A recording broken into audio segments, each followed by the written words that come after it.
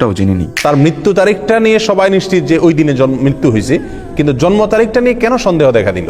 এর কারণ হলো, প্রিয় ভাইয়েরা, নবী সাল্লাল্লাহু আলাইহি ওয়াসাল্লাম যখন জন্মগ্রহণ করেছেন তখন কিন্তু তিনি মহামানব হিসাবে সাধারণ মানুষের কাছে প্রসিদ্ধ পরিচিত ছিলেন না। মক্কাতে অন্য 10টা শিশুর মতো আরেকটা শিশুর জন্ম হয়েছে, যার কারণে তার জন্ম তারিখ সংরক্ষণের ব্যাপারে সাধারণ মানুষের তেমন কোনো কৌতূহল বা আগ্রহ ছিল না।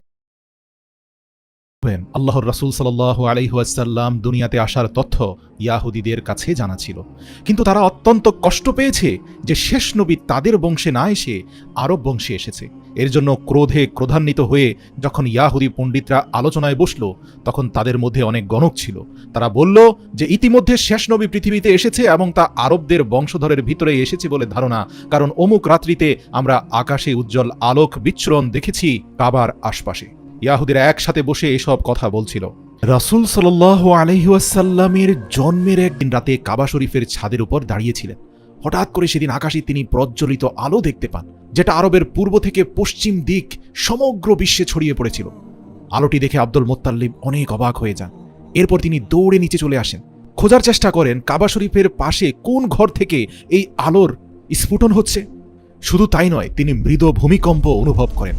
কাবাঘরের ছাদ থেকে নেমে যখন তিনি কাবাঘরের ভিতরে যান, তিনি দেখতে পান ওই আলোক বিচ্ছুরণের দ্বারা সৃষ্ট ভূমিকম্পের ফলে মক্কা শরীফের ভিতরে থাকা 360টি মূর্তির গুরুত্বপূর্ণ মূর্তিগুলো ডানে বামে হেলে পড়ে ভেঙে যাচ্ছে।